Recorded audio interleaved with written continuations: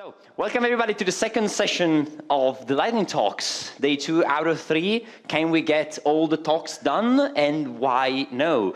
We're going to do that with Alessia, my really faithful companion in this really adventure. Thank you, Alessia. Just a big round of applause for her. Without you, I would be drooling and being distracted all along. Who was here yesterday?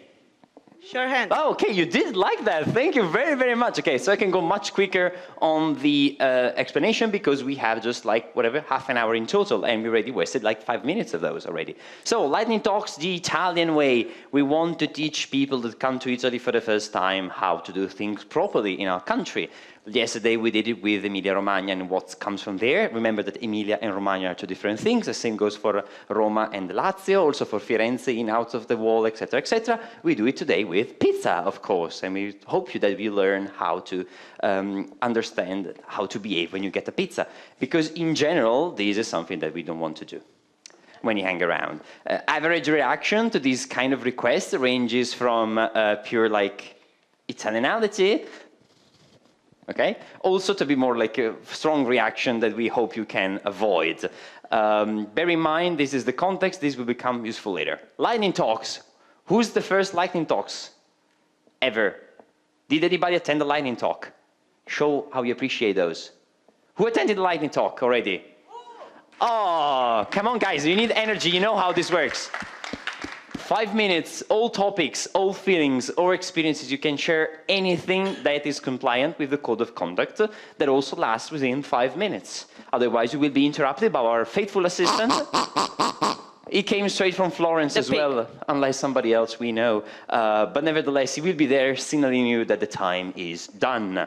How does this work? In the pizza box, we have 3 flavors of post-it notes and sticky notes. The first one is first-time speakers. We do want you to feel safe and encouraged to come up on stage and tell anything you feel about it. We do welcome them, especially if it is the first time for you. General track is anything else, people that have already done one. Event announcement, we're gonna do them shortly after I finish explaining you the rules. Rules which include the menu. As yesterday, we want you to feel the Italianity of this, so we have the pizza, la pala della pizza, which will also be la rotella. Guys, come on, la pala della pizza! Oh. Ma dove siamo? In un RSA, ma insomma, okay, let's go. The pizza menu, if you come on stage, you can, you're not forced to, but you're highly encouraged to entertain our little restaurant game.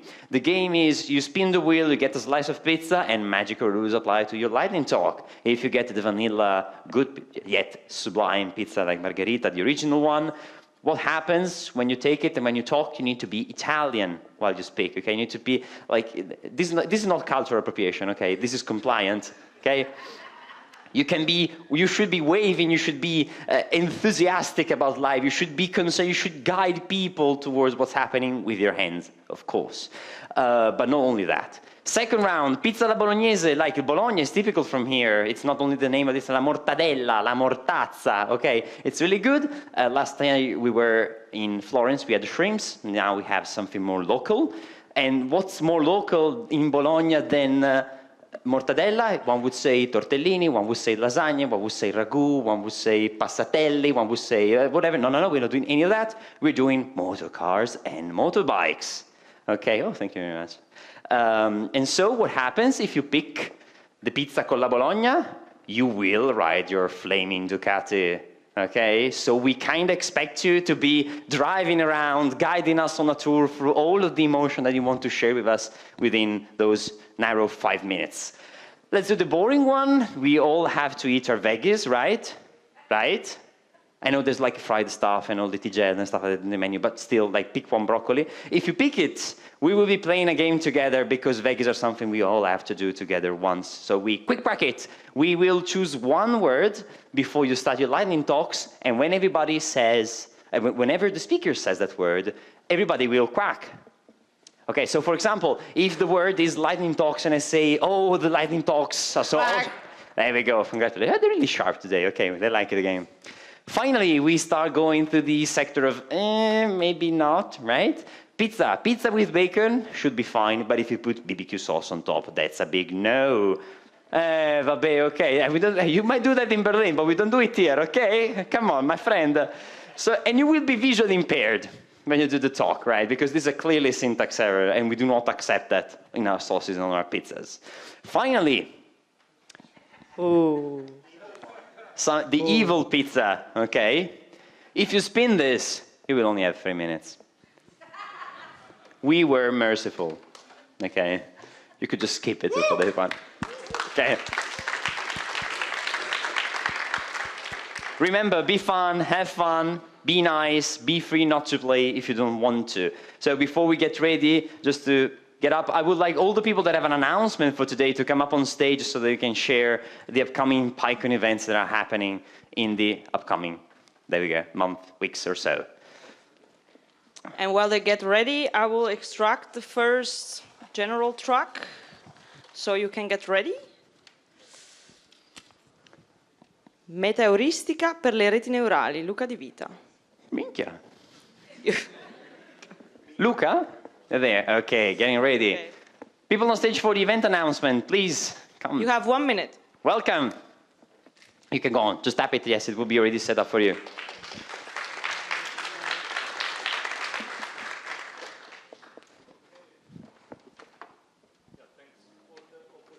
It's a virtual event. It's called Unitary Hack. We are running the 5th edition this year. It started 2 days ago, runs for 2 weeks. And you can basically go there, register as a participant. There are like 52 open source projects. Each project has like 5, 6 bounties. They are just GitHub issues. You solve them, you get real money. And yeah, it's mostly about the quantum ecosystem, but it's just tasks in Python, in Julia, in Rust. Most of them are actually in Python. As I said, all of that is open source. You can check the website. Yeah, this is funded by a class project. Thank you.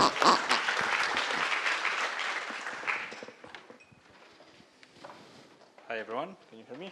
Yes, so I'm here to advertise EuroSciPy. Who ever been to EuroSciPy before?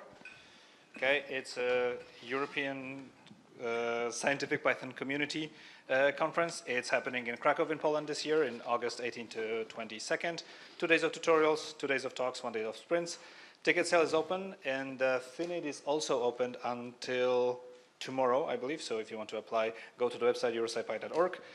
And we also have a maintainers track, and the call for sponsors is also open. And thank you very much, and see you everyone in Krakow. Ooh.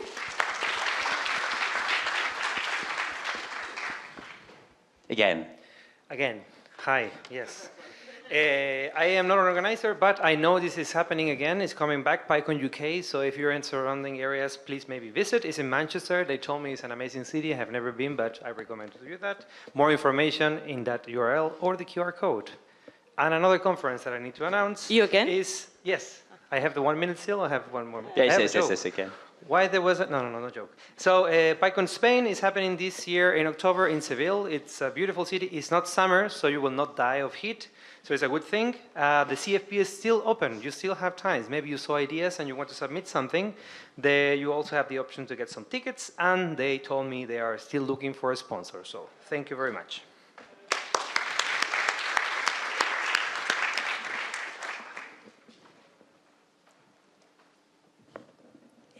Hello. I'm going to talk about PyCon in France. If you are willing to go there, the background seems to be really fancy. And the tickets are free. The CFP is still open. And if you would like to visit Lyon, which is a really nice city, and French food, which is really good, this is a good place to be. Thank you. I can second to most of that. Hey everyone, PyCon Italia Berlin, happening September 1st to September 3rd. Hopefully it's not rainy season just yet. Yeah, we are looking for volunteers, we're looking for sponsors, and we have a lot of tech and a lot of techno, and that's it. All right. Okay. All right. Lots of stuff coming up. But we also have our first lightning talk. So welcome on stage, Luca Di Vita. Let's get him set up. Okay, round of applause. Come on, come on. There we go. Please, you can plug in your laptop. Scusa. Puoi anche fare in inglese, come vuoi. Oh, bene, bene, okay. So for a twist, we're going to do an exercise. Even for the foreigners, here we're going to be going through the lighting talks in Italian. You need a dongle, perhaps? Yeah, for Okay, I think this one you can use. for power. Ah, e questa è scomoda. Power outlet. Ma perché è così lungo? Vabbè. In the meantime, I was drawing the next one. So, okay, so we have Christine with 7 years, a moment. Are you here? Christine, please come in. Okay, while we figure out the technical stuff. Yeah, I took lessons from yesterday's. Yeah. Okay. Yesterday everything was smooth though, so something had Yeah, to no, I happen, wasn't right? smooth for one. I think I couldn't manage to make the presentation start. Okay, there we go. Hello, please welcome on stage. Okay. Do you feel like? Do you? Okay. Come again with the name, Christine. Do you feel like spinning the wheel again? Okay. Yeah, absolutely. Let's do that.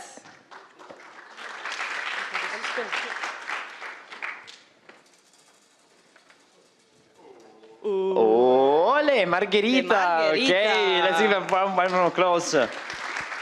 It's Italian, so what to do? Yes, okay, yeah. Okay, she got it. Okay. Yeah. Yes, I'm calm. I'm not pissing myself right now. This is my first time here.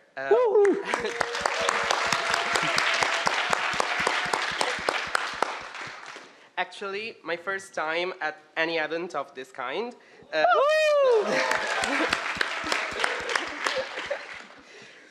The last 7 years have been full of firsts for me, a long path to self-awareness that in retrospect felt like a moment, a single moment. I'm here to share a bit of that, hoping to connect with someone who feels similarly, and honestly also to feed my ego a little, which swings eternally between the most depressed and the most narcissistic ever. So I want to feel hot today, and I'm counting on you, okay? Woo! My name is Christine. I'm from Turin, Italy. I grew up in one of those legendary working-class southern families. That means amazing food, a caring and protective environment, but very little space for emotions and dialogue, and whatever.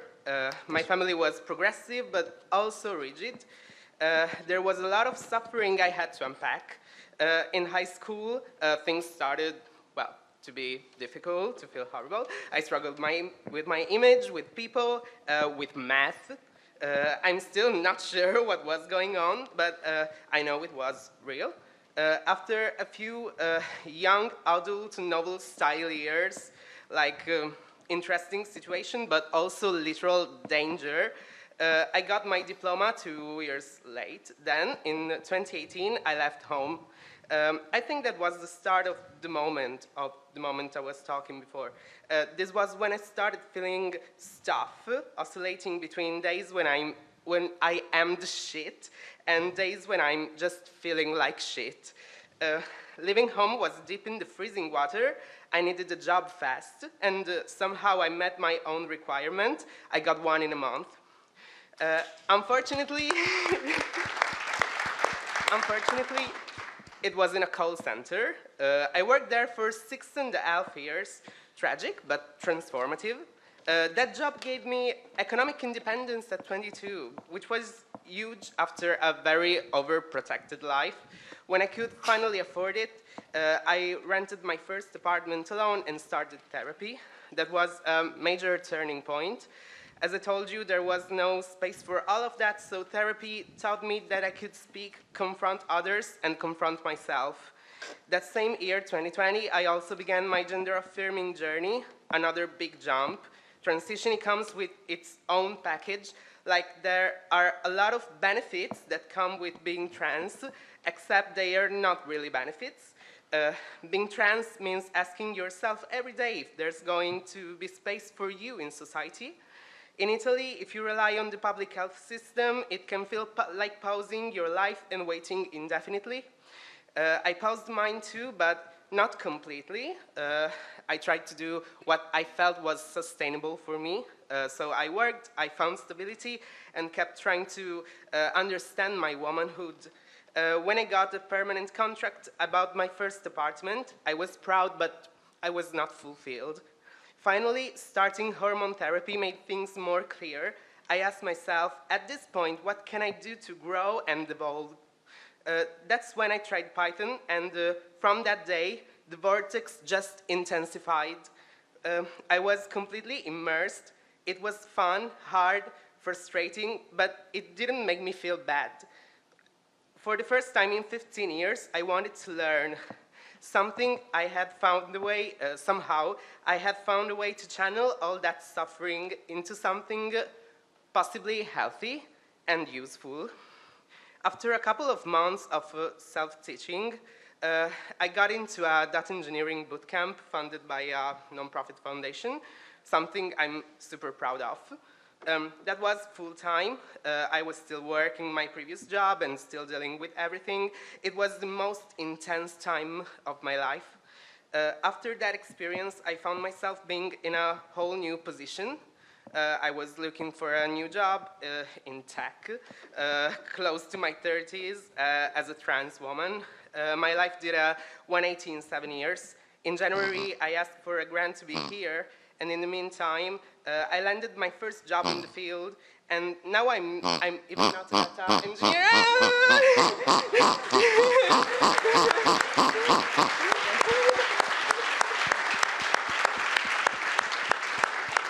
Thank you. Thank you. Thank you very much. Woo! Thank you very much for sharing. Remember, lightning talks are also meant for this, for sharing experiences. So thank you very much for stepping up once again. Okay, while we'll finish setting up the energy, okay, here we go. Can we get our next participant?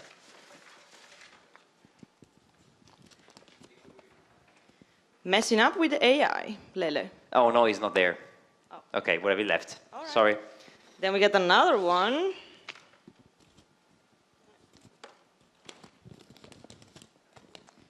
Stop legitimizing AI. Alessandro Uffreduzzi. Are you here? Okay, so while you queue up, okay. Do The you feel like spinning the wheel, wheel. Luca? Do you feel like spinning the The wheel? wheel. Okay, so Oh, the one pizza. level of difficulty for him, one for you. Look what we're doing the lightning talk in Italian. While riding The his motorbike! mortadella. Woo! You need to be riding the motorbike. We got and pretend, props. yeah. If you don't want to, of course. Oh, we also got props. Yes, of course. You know you need to drive safe when you get your motorbikes. Do you, right? Do you?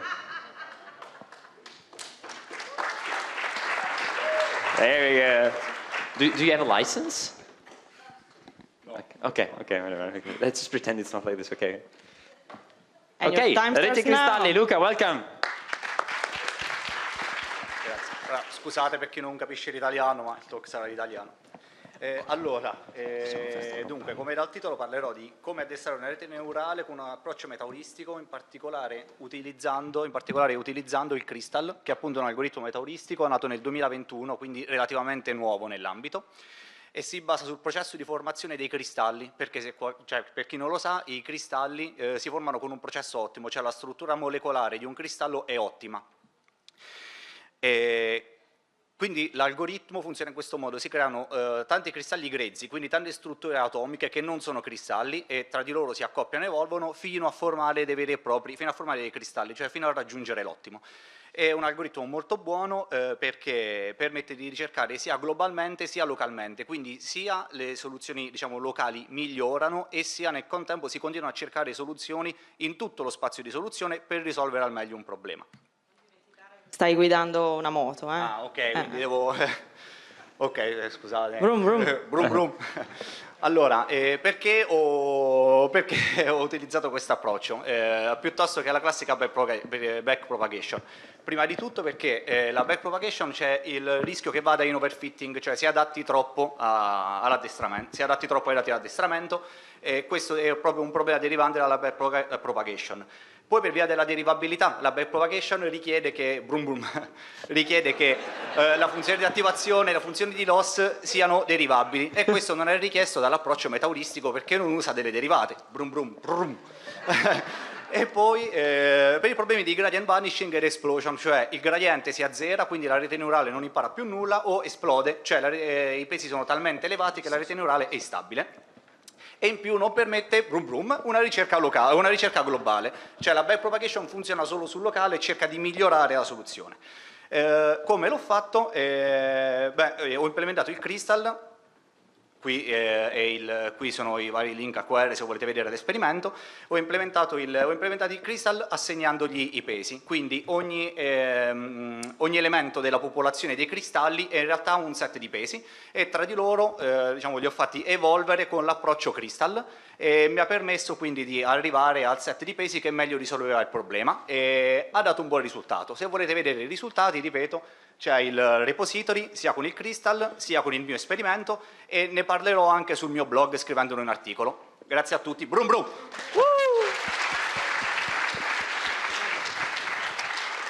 Very cool. Ci stai, ci stai. Thank There you you for go. But driving leave us with us. ecco, okay, the headset. We only have one. Unfortunately, Ducati didn't sponsor us this year. Drive safe. All right. There you go. Yes, absolutely. Oh, broccoli. Okay, so while we, I guess the word must be AI. Sure. Yes. Okay. While we wait for him to set up, let's draw new next participants. Yet another task queue. Yours.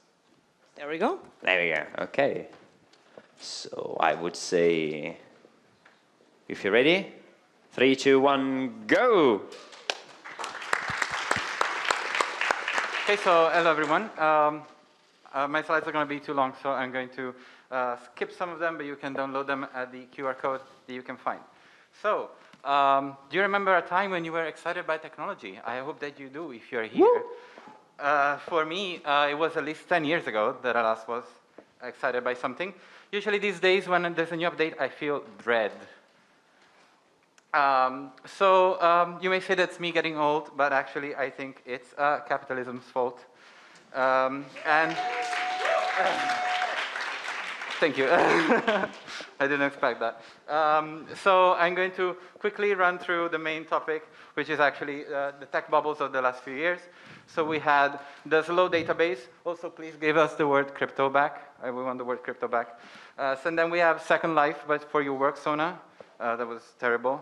And then we have the fully autonomous self-driving car, which is coming out any day now, and I do mean any day now.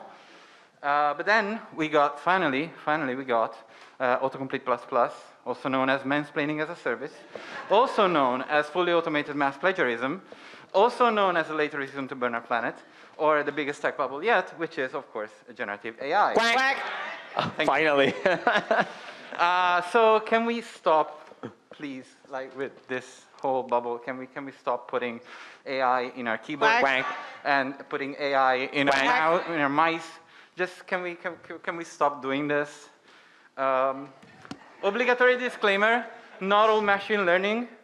It's not all bad. There's context, of course. I don't want to say that all machine learning is to throw away, but as a whole, with the industry, there are a lot of problems. I'm going to speed run through some of them. You all know the water, energy, e-waste problems, so I won't belabor the point. But I was very frustrated that tech companies try to appear very green for years, and then as soon as they saw a way to make more profit, they threw that all away. And the idea that AI can help us solve global warming is literally magical thinking. So AI is a perfect example of socialized costs and private profits. The socialized costs come in the form of stolen content. Obviously, if I pirate a movie, I risk fine or jail, but this is okay, apparently. The other one is scraping. 65%, sorry. 65% of traffic from Wikipedia comes from bots. This other developer says this is literally a DDoS on the entire internet. The developers of curl are overwhelmed by AI slop in the form of fake security reports, and they cannot actually investigate actual security reports. But also my favorite one is that the claims for what AI can do are wildly overblown. So I really like this one from Amazon. You were supposed to be able to just go in the shop and then walk out with your items, and the AI would bill you for the items that you took automatically. But of course, that didn't work. So AI stands for actually Indians, because it was actually just 1,000 Indians who actually looked at the cameras and billed you manually. But at least they do provide entertainment in a way. Please go to this Reddit thread. It's amazing if you like watching the world burn. There are great engineers with 10 years of experience losing their minds because Copilot doesn't work. So in conclusion, when I think about technology, I think about the possibility to liberate and empower human beings and to get us to the Star Trek utopia, right? Where we don't have to do manual labor and we have more time for creativity, for learning new languages, for learning musical instruments, stuff like that. But all these tech bubbles are so disconnected from any actual human problem. And of course, that's because tech is not value neutral. And if you think your tech is value neutral, it's probably accelerating the worst part of our current status quo. You may know the quote from Mark Fisher: "It's easier to imagine the end of the world than the end of capitalism." So I would like your next project to be informed by Solarpunk. Solarpunk is a literary and artistic movement that tries to answer that question, the question by Mark Fisher, by trying to imagine a different world where technology actually helps liberate and build a better future. Thank you very much.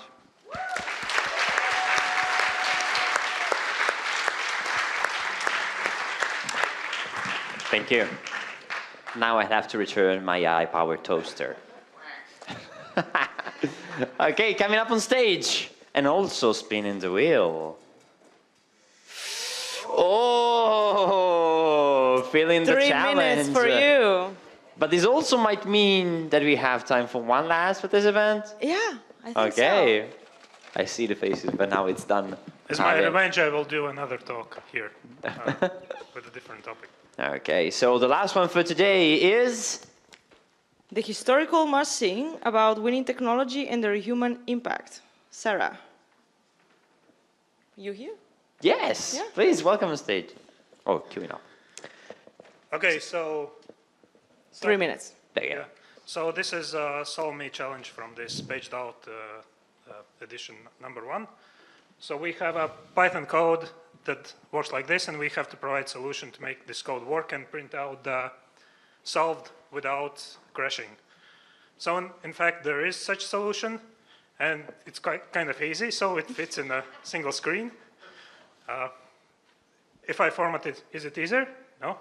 Yeah. So what it does, it reads the process self maps file, and it splits it on the spaces, and then it looks for, so it splits the first field on the minus sign and looks for the W on the second field. So this is how this file looks like. So it picks up those highlighted lines. Those are writable memory addresses in the current application, in the process. Then it parses those hex strings and opens the memory file. So and then it tries to read those the data from those intervals. And what it happens, so this file represents the whole 64-bit address space. If you try to read it all, you will get an error, but you can read data from those specific intervals, which are writable. And then you try to find this, the bytecode of this function, solve me, inside this memory. So up until Python 3.11, it used to be code, and now it's code adaptive.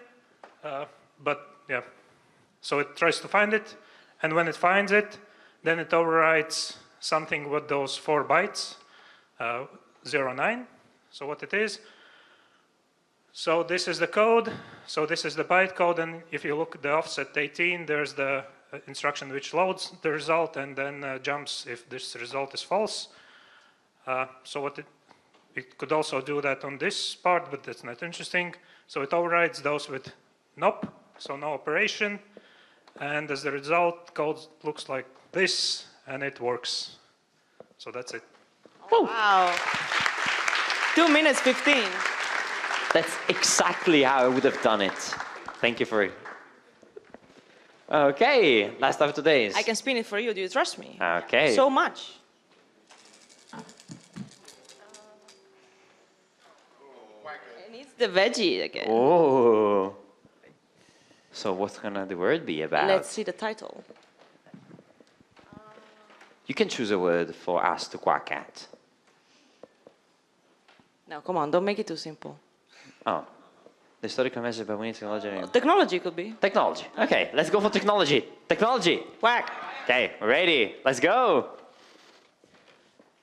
Well, one of the things that I'm also interested about is how do we choose which technologies do Quack. we adapt and which technologies do we Quack. not adapt?